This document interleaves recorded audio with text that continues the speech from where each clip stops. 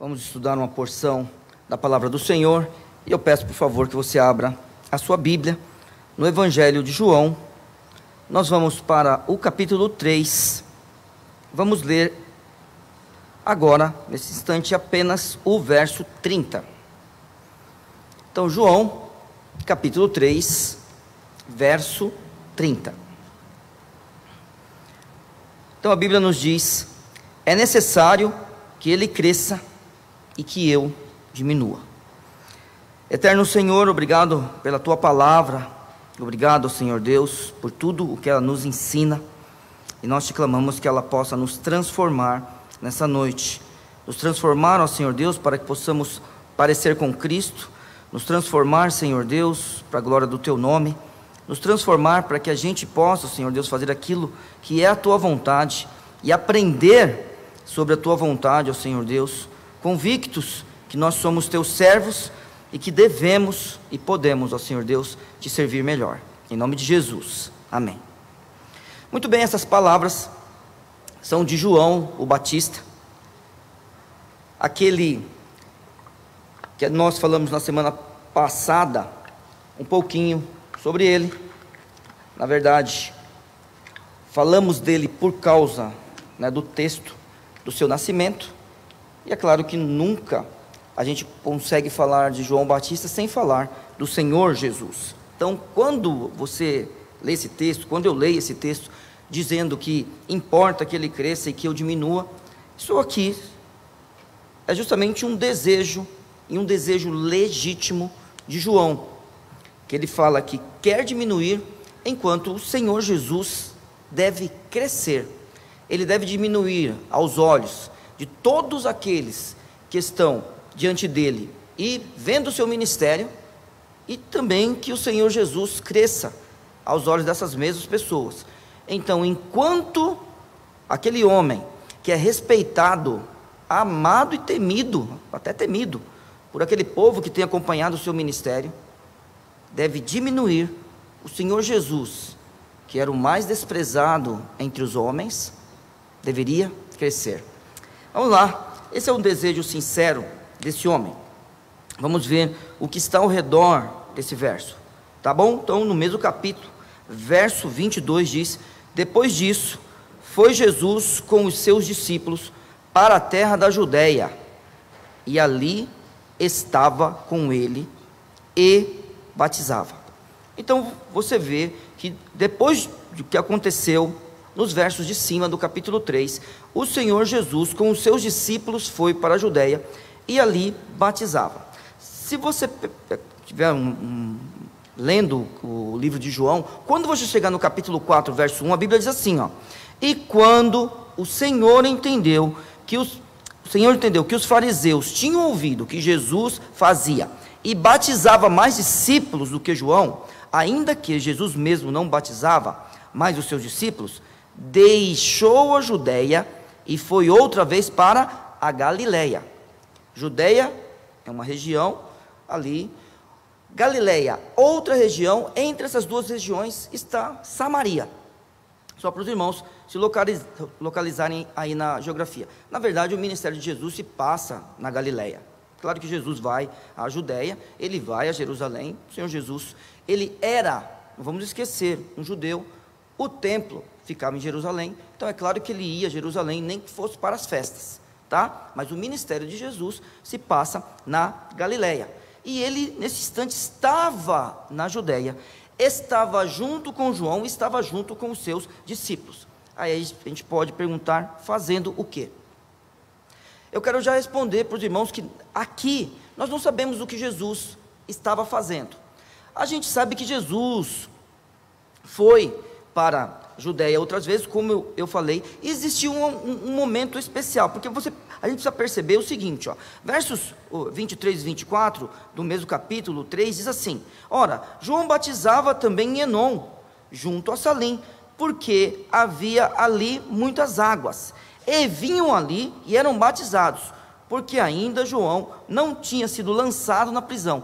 Por enquanto, o ministério de João ainda estava, o ministério com ele livre. Seus discípulos ainda estavam acompanhando João. Você vai perceber daqui a pouco, durante a leitura do texto, que eles estavam até preocupados com o ministério de João. Alguns a gente sabe que depois, é claro, que foram acompanhar Jesus. O Senhor Jesus era o Messias. O Senhor Jesus, ele foi o Cordeiro de Deus para tirar o pecado do mundo, não João Batista. Então alguns, é claro, na verdade João queria que isso acontecesse. João queria que essas pessoas fossem até Jesus. Então João ainda não tinha sido preso. Qual era o principal objetivo do ministério de João? O principal objetivo do ministério de João Batista era justamente preparar o caminho para o Salvador, preparar o caminho para o Messias. Este era o ministério de João Batista, e ele tinha isso muito claro na sua cabeça, meu irmão. Verso 26, ele diz, a Bíblia diz assim: e foram ter com João e disseram-lhe: Rabi, aquele que estava contigo além do Jordão, do qual tu deste testemunho, ei-lo batizando, e todos vão ter com ele. Então, o objetivo dele era preparar o caminho. E aí é o seguinte: você olha para o que está acontecendo, e quando foi que João dá esse testemunho? É necessário que ele cresça e eu diminua. Quando foi que ele apresentou isso para os seus discípulos como um desejo dele? Quando foi? Então, vamos lá, porque você está vendo que o discípulo está dizendo para João, né? Aquele do qual o Senhor deu testemunho. Que testemunho foi esse? Olha só, nós estamos no capítulo 3 de João. No capítulo 1 de João, nos versos 28 e 29, o que a gente vê? A gente vê o seguinte: estas coisas aconteceram em Betânia, do outro lado do Jordão, onde João batizava, Judeia. No dia seguinte, João viu a Jesus, que vinha para ele, e disse: eis o Cordeiro de Deus, que tira o pecado do mundo. Este foi o testemunho de João. Quando que João faz isso? João faz isso quando o Senhor Jesus vem ser batizado. Mateus capítulo 3. Vamos lá. Mateus capítulo 3. No verso 13, a gente lê o seguinte: então veio Jesus da Galileia ter com João junto do Jordão para ser batizado. Deixe marcado aí Mateus, eu vou ler os versos 14, 15, 16, mas eu queria só que você pensasse o seguinte: no capítulo 1 de João, ele está na Judeia. No capítulo 3, ele passa pela Judeia, ou está na Judeia, ali com seus discípulos. Mas no capítulo 2, verso 1, diz assim, de João, tá? Pode ficar em Mateus. E ao terceiro dia, fizeram-se umas bodas em Caná da Galileia. Então, entre o batismo de João e esse testemunho de João, o Senhor Jesus tinha ido para Galileia de novo, tá? Então vamos lá. Então veio Jesus, verso 13 de Mateus capítulo 3, da Galileia ter com João junto do Jordão para ser batizado por ele. Mas João opunha-se lhe dizendo: eu careço de ser batizado por ti, e vens tu a mim? Jesus, porém, respondendo, disse-lhe: deixa por agora, porque assim nos convém cumprir toda a justiça. Então ele o permitiu, e sendo batizado, saiu logo da água, e eis que se lhe abriram os céus, e viu o Espírito de Deus descendo como pomba e vindo sobre ele, e eis que uma voz do céu dizia: este é o meu Filho amado, em quem me comprazo. Muito bem, então a gente já sabe que esse momento em que ele falou: importa que ele cresça e eu diminua, não foi no momento do batismo do Senhor Jesus, porque se a gente pensar no batismo do Senhor Jesus, a gente não sabe quantas vezes ele foi para Galileia, mas pelo menos nessa sequência de eventos, é a segunda vez que o Senhor Jesus aparece na Judeia. Eu acho que eu falei Judeia ou Galileia? Falei Galileia, então, desculpa. É a segunda vez que o Senhor Jesus aparece na Judeia, tá? Muito bem, então isso aqui não é para ser batizado que ele estava ali, mas ele estava ali junto com os discípulos de João e os seus discípulos, João estava ali também, e eles estavam batizando. Muito bem. E aí a gente vê o testemunho de João. A gente vê um homem que está preocupado com o ministério de João, né? No verso 25 e 26, mais uma vez, a Bíblia está dizendo o seguinte para nós: houve então uma questão entre os discípulos de João e os judeus acerca da purificação, que era o batismo que João praticava, tá? E foram ter com João e disseram-lhe: Rabi, aquele que estava contigo além do Jordão, do qual tu deste testemunho, ei-lo batizando, e todos vão ter com ele. Parece que existe um homem realmente preocupado, um homem ofendido, ou pelo menos uma discussão entre seus discípulos, que partiu, é claro, de alguém, e aí esses homens estavam discutindo sobre esse assunto. Se alguém estava ofendido, se alguém se ofendeu, eu gostaria de destacar que João não. Você já leu o verso 30 comigo, mas a gente precisa ler mais um pouquinho para ver o comportamento e a postura de João diante do Messias. Diante do Messias, é claro que ninguém pode se comportar da mesma forma que está, mas a gente não pode esquecer do seguinte: o Senhor Jesus, naquele momento que aparece andando na Galileia, Samaria, Judeia, quando ele faz seus discípulos, quando ele organiza seu ministério, quando ele organiza sua igreja, quando ele vai para a cruz, irmãos, ele se fez menor do que os anjos para poder morrer. Ele deixou a sua glória, se tornou homem, por mim e por você, para que pudesse ir para a cruz e morrer em meu lugar e em teu lugar. Também, o Messias esperado não era o Senhor Jesus, não era um homem de dores. O Messias esperado era alguém que tinha que vir para restaurar o reino. E a primeira vinda de Cristo não foi para isso.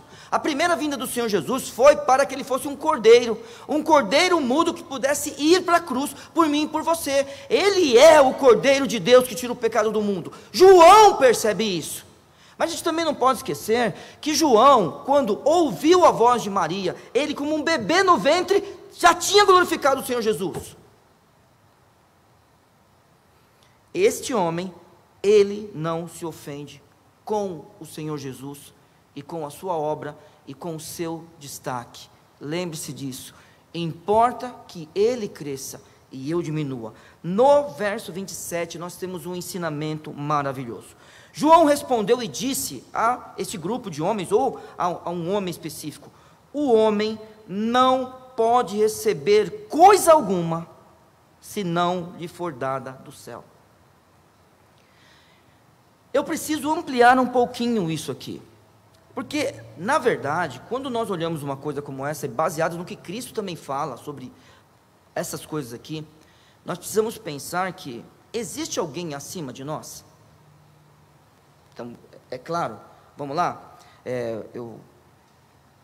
assim, depois de jovem, assim, a gente aprende aqueles negócios que os acadêmicos falam. Não existe, por exemplo, vácuo de poder, né?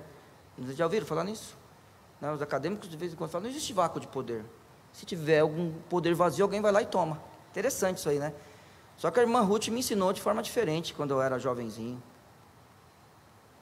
Namorava com a Marolinha, a irmã Ruth me ensinou que não existe vácuo de poder. Só que ela falou assim para mim: todo mundo tem um chefe, Neil.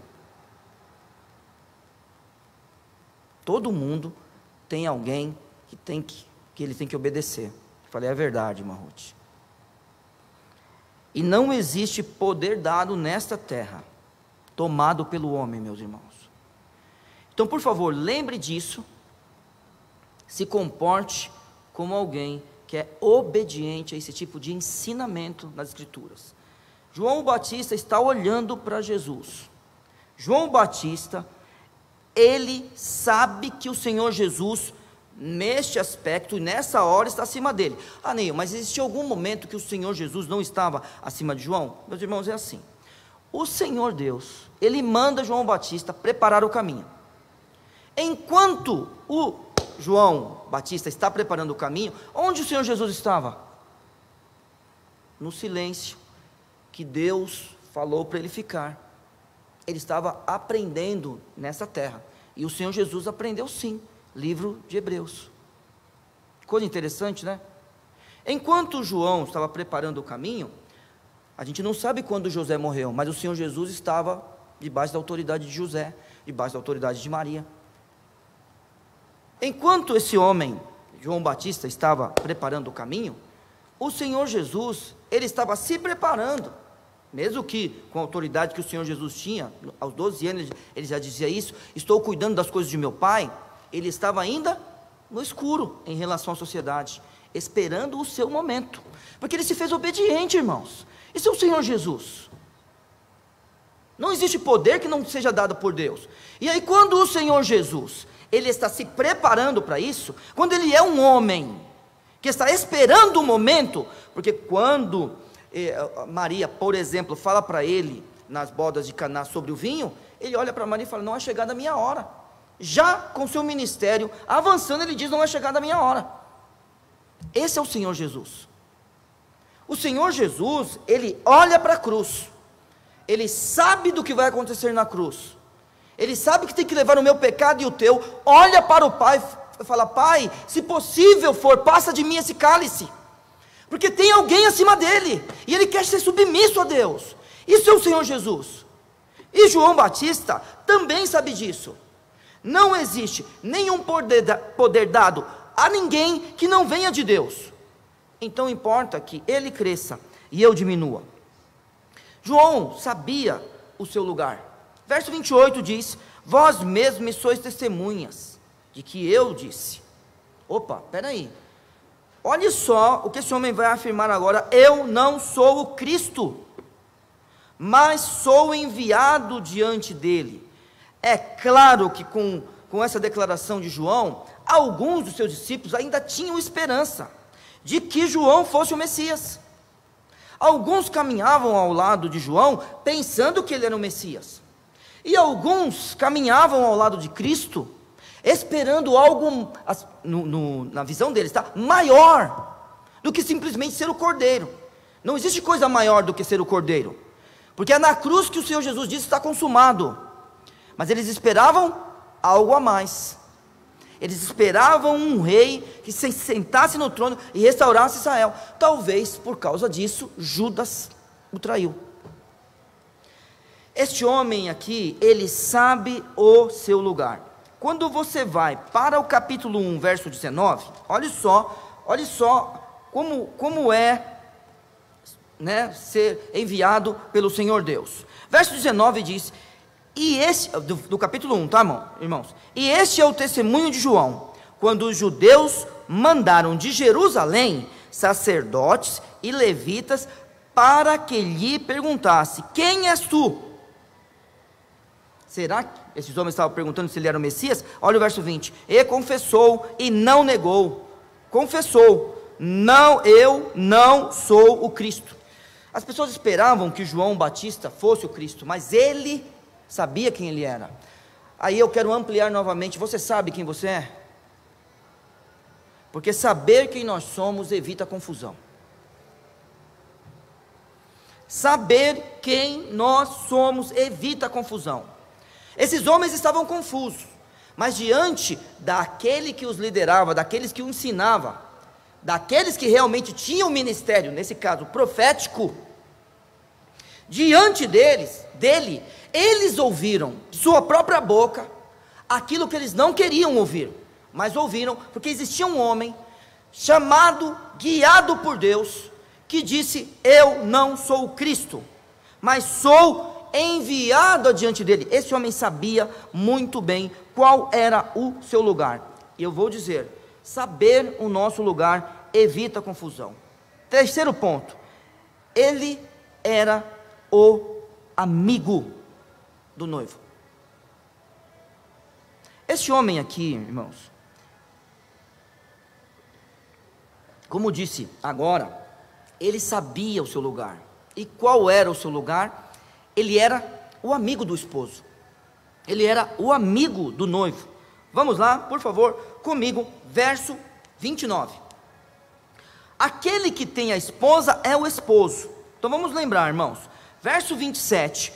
João Batista diz que nenhum poder é dado a ninguém que não venha de cima. Verso 28, ele diz que ele não é o Messias. E aí ele pega e exemplifica. Existe alguém mais importante nesse relacionamento entre nós dois. E aí ele usa uma estratégia. Aquele que tem a esposa é o esposo, mas o amigo do esposo que lhe assiste e o ouve, alegra-se muito com a voz do esposo. Assim, pois, já este meu gozo está cumprido. Então vamos lá. Ele sabe o seu lugar. Ele sabe que ele é o amigo do esposo. Nesse contexto aqui, o amigo do esposo é como se fosse padrinho. Vamos lá. Você casou em Vila São José, né? Você também casou em Vila São José. Então, o Wesley também. Mas o nosso querido Kaique casou durante a pandemia, né? Você teve padrinho? Teve, né? Quando a Pri chegou, nenhum deles pegou e tomou o seu lugar. Não é? Como vai ser isso? Mesma coisa você, Wesley. Você também, né? Você e o Mauro. Né? Wesley, Mauro, quando vocês chegaram, né? Riz e Andresa vindo de novo, nenhum dos padrinhos tomou o lugar de vocês, né? Nem o seu. Este homem, ele sabia quem ele era. E qual é o papel do amigo do esposo? Quem foi padrinho de casamento aqui já? Já foi padrinho? Já? Que legal. Padrinho de casamento? Qual é o nosso papel quando nós somos padrinhos de casamento? Né? Ou madrinhas, é claro, né? Mas o caso aqui, qual é o nosso papel quando a gente é padrinho? A gente tem um papel lá. E é bacana o que João fala. O papel dele é alegrar-se. É lindo isso daí, né, irmãos? Na verdade, quando o esposo chega, o amigo do esposo se alegra. Quando o noivo chega, o amigo do noivo se regozija. No coração dele existe alegria, porque o noivo chegou. No coração dele existe alegria por ouvir o noivo. No coração dele tem alegria por assistir o noivo. Sabe, ser útil para o noivo no dia do casamento. Essa é a alegria dele. A alegria dele, no nosso caso, é costume, né? Não é obrigado, mas os padrinhos dão presente. E muitas vezes, o presente dos padrinhos é o melhor presente. Muitas vezes, né? Estou falando que é necessário. Mas muitas vezes, aquele presente que você ganha do seu padrinho, né? Eu sei que tem a madrinha também, só estou falando padrinha, irmãos. Não é machismo, tá? Por favor, é só por causa do texto bíblico. É o melhor presente. Então, este homem, ele se alegra. A Bíblia diz assim no verso 29. E aquele que tem a esposa é o esposo. Mas o amigo do esposo, que lhe assiste e ouve, alegra-se muito com a voz do esposo.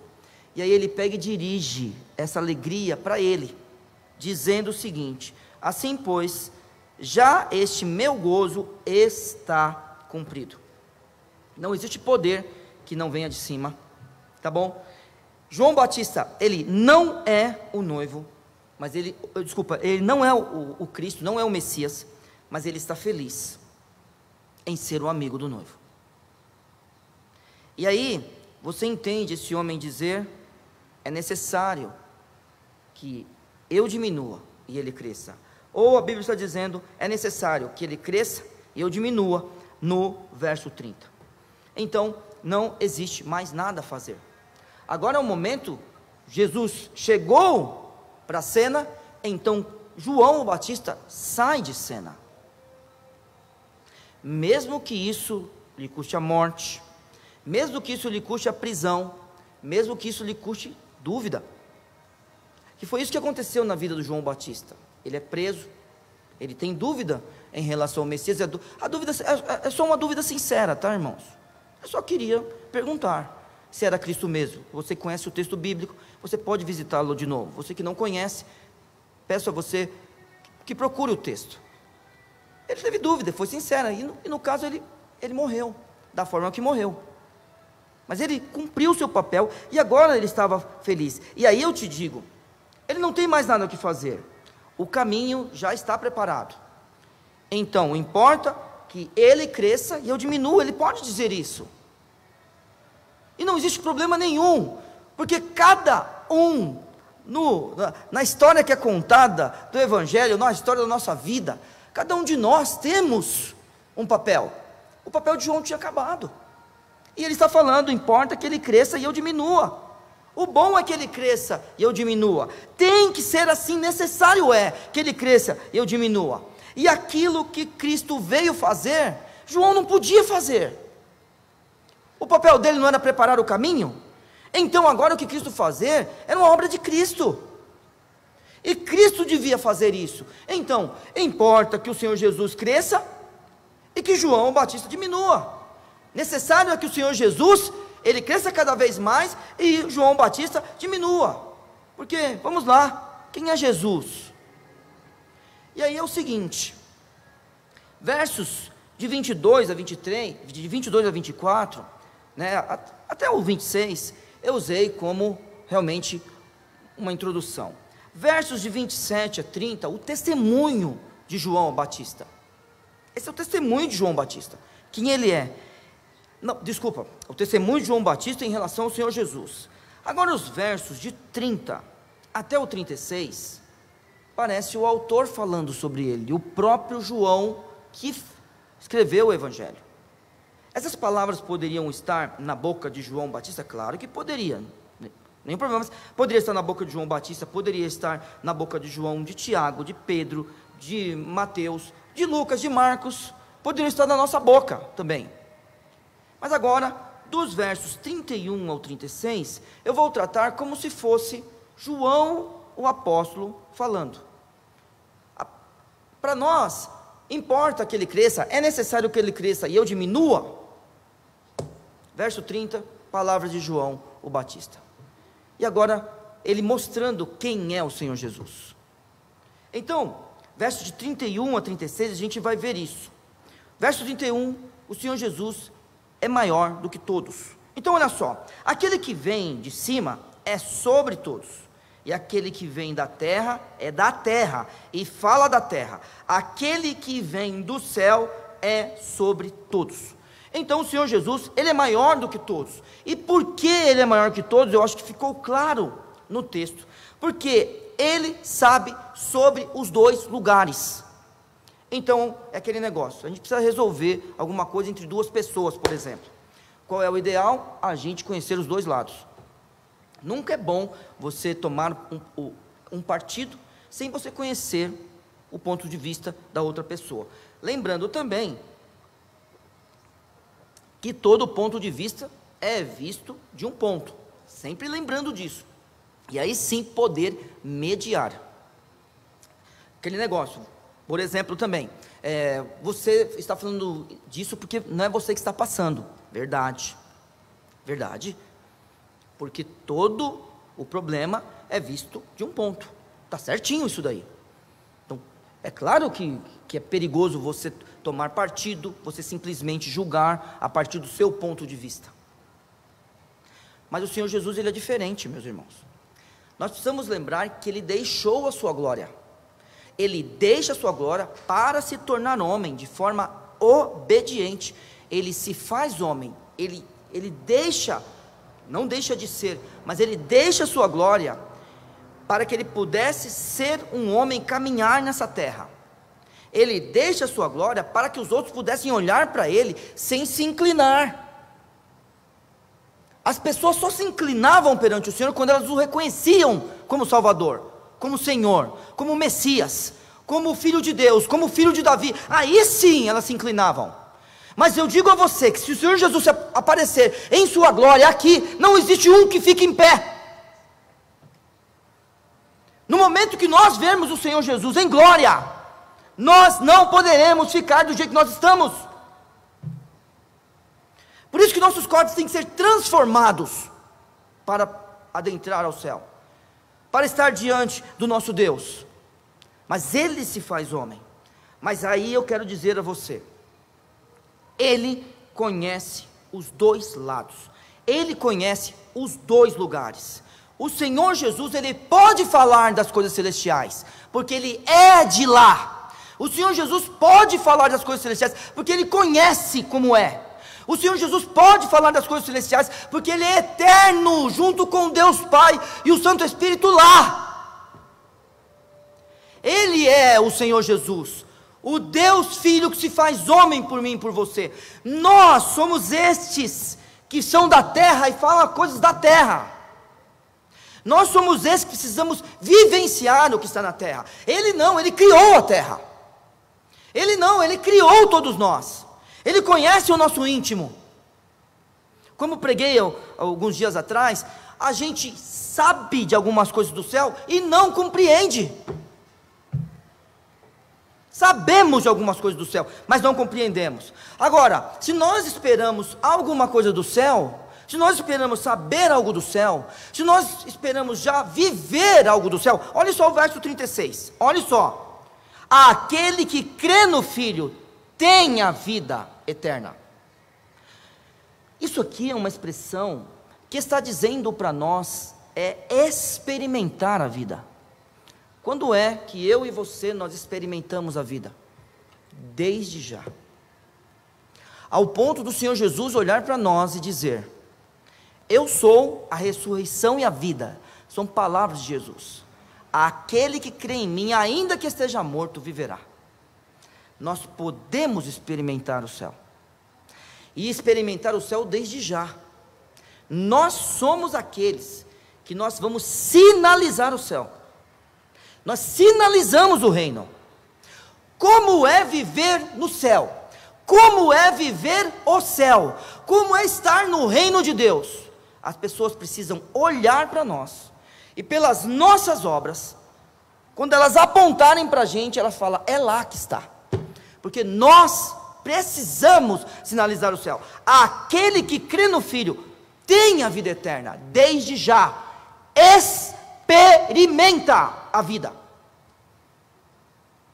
Então, aquele que vem de cima é sobre todos, porque pode falar de coisas que eu e você, que estamos na terra e somos da terra, não podemos saber, não podemos ter conhecimento, não podemos falar.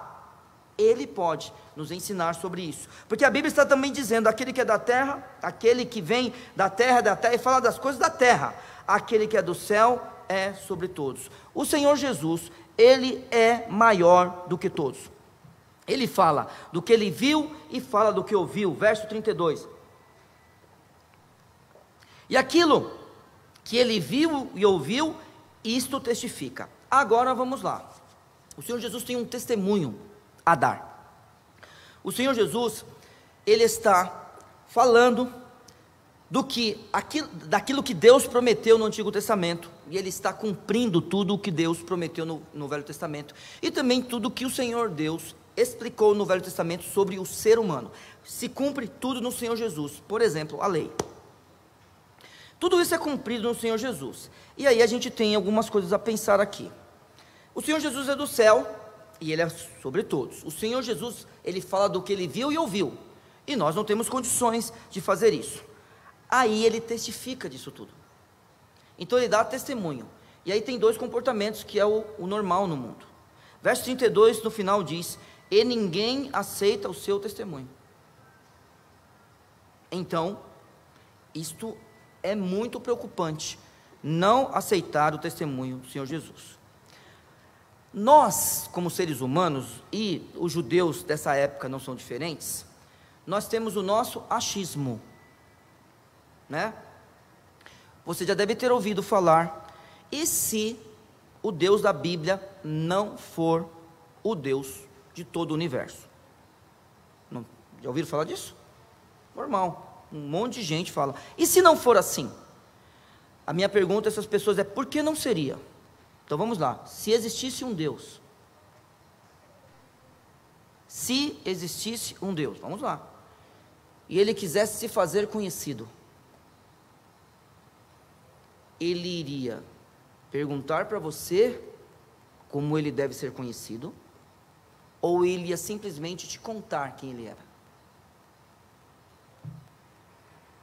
A questão é essa: e se o Deus da Bíblia não for o Deus do universo? Porque eu acho que, e aí a pessoa discorre no seu discurso. A grande questão é, se existe um Deus que está acima de tudo e todos, e Ele quiser se fazer conhecido, Ele não perguntará para mim e para você como Ele deve se fazer conhecido, porque na sua soberania e no seu eterno poder, Ele simplesmente vem e decide como é. E aí eu te digo, e se o Deus da Bíblia for o Deus do universo? Esse é o problema de quem pergunta, e se Ele não for? Se Ele não for, você não tem problema nenhum, porque o outro não foi apresentado para nós. E se você não conhece, nós também não conhecemos esse Deus. O problema é, se o Senhor Jesus, se o Deus de todo o universo se revelou por meio da Bíblia, então você tem algo muito sério a tratar com Ele depois no céu. Então eu te digo, creia em Deus, creia na sua palavra, creia no sacrifício do Senhor Jesus na cruz por mim e por você, porque no verso 32, a Bíblia diz o seguinte, não, verso 33, desculpa, aquele que aceitou o seu testemunho, esse confirmou que Deus é verdadeiro. Parece que nada mudou desde o Éden. Perceberam isso daqui? Então eu vou lá em Gênesis 3 bem rapidinho. Volto a afirmar, parece que nada mudou desde o Éden. No verso 33 do capítulo 3 de João, aquele que aceitou o seu testemunho, esse confirmou que Deus é verdadeiro. Então, quem não aceitou o seu testemunho, confirma que ele é mentiroso. Esse é o problema. Parece que desde o Éden até o tempo de Cristo, e até o nosso tempo, o nosso problema é sempre o mesmo: chamar Deus de mentiroso. Verso 1 do capítulo 3 de Éden, de Gênesis. Ora, a serpente era a mais astuta de todas as alimárias do campo que o Senhor Deus tinha feito. E esta disse à mulher: é assim que Deus disse: não comereis de todas as árvores do jardim? E disse a mulher à serpente: do fruto das árvores do jardim comeremos, mas do fruto da árvore que está no meio do jardim, disse Deus: não comereis dele, nem nele tocareis, para que não morrais. Então a serpente disse à mulher: certamente não morrereis. Mas o Senhor Deus tinha dito que morreria. A serpente disse: certamente não morrereis, porque Deus sabe que no dia em que dele comerdes, se abrirão os vossos olhos e sereis como Deus, sabendo o bem e o mal. Ou seja, Adão e Eva tomam do fruto e comem. Neste momento, eles estavam fazendo de Deus mentiroso e falando que a serpente era verdadeira. Nesse momento, eles estavam fazendo justamente o que aqui está no verso 32 e 33 de João capítulo 3. Verso 32, e aquilo que ele viu e ouviu, isso testifica, e ninguém aceita o seu testemunho. Aquele que aceitou o seu testemunho, esse confirmou que Deus é verdadeiro. E nós, passa-se geração, e nós queremos fazer de Deus mentiroso. Não, vamos mudar essas coisas, porque nós estamos falando de alguém que é maior do que todos, o Senhor Jesus, o Messias, o Cristo, aquele que tinha que vir a esse mundo para morrer como um cordeiro na cruz do Calvário por nós. Porque a gente vai olhar agora e ver que ele realmente é maior que todos. Verso 34, a Bíblia nos diz o seguinte: porque aquele que Deus enviou fala as palavras de Deus, pois não lhe dá Deus o Espírito por medida. E mais uma vez a gente vê a Trindade trabalhando. Vamos lá. Deus Pai ama o mundo. O Deus Filho obedece. Ele obedece e ele se faz menor do que os anjos para poder morrer. Ele se faz homem. E tudo o que ele faz nessa terra é por meio do Espírito. Pai envia, Filho obedece e se faz menor, e o Espírito Santo o capacita. Só que a capacidade do Senhor Jesus em ter o Espírito Santo e a capacidade dada a Ele não tem medida. Olha só, se você for, eu não vou lá, mas se você for para Números, capítulo 11, você vai ver a história de Israel, no momento em que Moisés, ele divide, não que ele divida, mas o Senhor Deus, divide o Espírito que está nele, entre os outros 70, que vão julgar o povo. Então é Moisés e os 70 homens que julgavam, e Deus tira do Espírito de Moisés. Opa, peraí, interessante isso, né? Existe uma medida no ministério de Moisés, e chegou um momento que Moisés não precisava de tudo aquilo, porque ia existir pessoas para ajudá-lo. Números capítulo 11, a partir do 16, tá? E aí o Espírito é dividido entre os outros 70. Vamos lembrar de Elias. Elias foi o profeta que enfrentou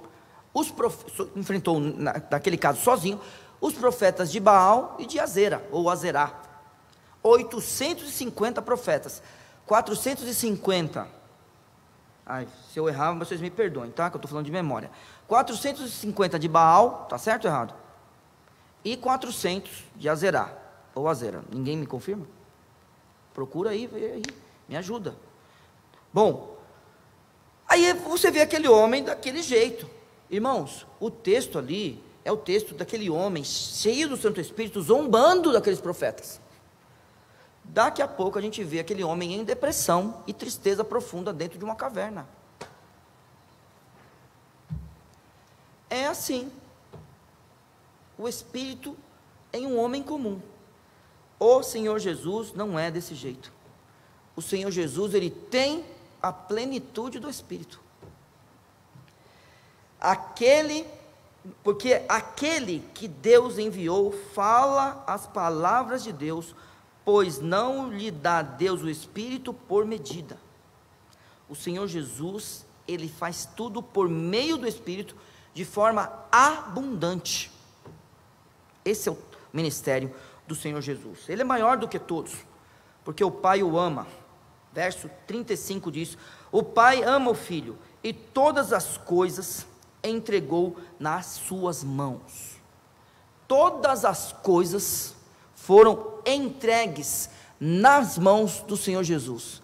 Veja, o Senhor Jesus, ele é Deus, ele já tem todas as coisas. Tem que sempre lembrar disso. Deus não precisa de nada de mim, ele já tem todas as coisas. Lembra, de vez em quando eu brinco com os irmãos, vamos imaginar, né, o grupo de louvor hoje fala assim: não, a gente não vai adorar Deus, a gente não quer glorificar Deus hoje. Qual é o problema? Para Deus é um, ele já tem todo o louvor, ele já tem toda a glória. O problema da gente não querer glorificar a Deus, adorar a Deus, louvar a Deus, o problema é nosso, a gente está fora da glória, a gente está fora do louvor, a gente está fora da adoração. Ele já tem tudo. É uma coisa louca isso. Alguém que tem tudo me deixa participar de uma porção dela. Então Adriano participa, a Marisabel, o Rô, o Henrique, a Marcinha traduzindo, certo? E assim vai os outros irmãos, participando um pouco da glória de Deus. Eu agora pregando, os irmãos aí assistindo. Ele tem todas as coisas já, mas só que o Pai entrega para ele. Entrega para ele, mais uma vez eu digo, porque ele se fez homem por nós. Então ao homem é entregue essas coisas. O Deus não precisa de nada, e isso é maravilhoso. Ele deixa a sua glória, mais uma vez digo, ele deixa a sua glória, e ele deixa a sua glória para poder nos dar vida. Verso 36, e termino aqui: aquele que crê no Filho tem a vida eterna, mas aquele que não crê no Filho não verá a vida, mas a ira de Deus sobre ele permanece. E não se esqueça, quem está falando isso aqui, né, isso está sendo dito no início do ministério do Senhor Jesus. A ira de Deus permanece sobre aquele que não crê no Filho. E a ira de Deus, irmãos, é a ausência dele, é o desprezo do Senhor Deus, quando ele faz isso com o Senhor Jesus. Deus meu, por que me desamparaste? O desamparo, se você acha desprezo uma palavra muito pesada, mas o desamparo que Cristo teve na cruz, você não precisa sofrer isso. Você não precisa que a ira de Deus seja derramada em você, porque ela já foi derramada sobre o Senhor Jesus, para que levasse os seus pecados. Você não precisa passar nada que o Senhor Jesus já não tenha passado por você. Ele quer te dar vida, Ele quer te dar vida e abundância, e a vida é desde já. Por isso eu insisto, creia no seu sacrifício, creia que Ele está acima de todos, creia que Ele é o único que pode fazer algo por você, creia que é necessário que Ele cresça, e que eu e você, a gente diminua, que a cada dia, quando as pessoas olham para nós, que Cristo apareça mais e que a gente apareça menos. É isso que é necessário, crer e ter fé, que Ele é o Messias de Deus, aquele que veio ao mundo para morrer por mim e por você na cruz do Calvário. Deus te abençoe. Nós vamos orar, depois da oração nós vamos cantar mais uma canção, ou vamos repetir uma, né? Os irmãos, eles têm uma canção agora para o final. Deus te abençoe, uma boa semana para você, vamos firmes na caminhada até o céu. Eterno Senhor, obrigado pela Tua palavra, peço que o Senhor abençoe, para que nós também, ó Senhor Deus, tenhamos no nosso coração o desejo, ó Pai, de diminuir e que Cristo cresça nas nossas vidas. Obrigado, ó Senhor Deus, porque o Senhor nos dá o Teu Santo Espírito. Obrigado porque o Senhor nos dá a Tua palavra. E por causa disso, ó Senhor Deus, o Senhor e o Teu Filho Jesus habitando em nós por meio do Espírito, por causa da Tua palavra, ó Senhor Deus, por causa da direção do Santo Espírito, podemos fazer com que Cristo cresça na nossa vida e a gente diminua mais e mais. A gente pode ter essa vontade, ó Senhor Deus, a gente pode crer que isso é possível, necessário para as nossas vidas, ó Senhor. E por causa disso, eu te agradeço e peço que o Senhor abençoe a todos nós, para que isso seja feito nas nossas vidas, e que, ó Senhor Deus, nós possamos ser uma igreja fiel também. Nos dê uma boa semana, nos ajude a voltar para casa em paz. Obrigado por esses irmãos trabalhando, ó Senhor Deus, nessa igreja. Que o Senhor se agrade de nós. E Pai, perdão por todas as nossas falhas, somos pecadores, reconhecemos isso e sabemos que sem Cristo, ó Senhor Deus, nunca chegaríamos até o Senhor. Muito obrigado por ter vindo nos buscar, em nome de Jesus, amém. Então, os irmãos, por favor, do grupo de louvor.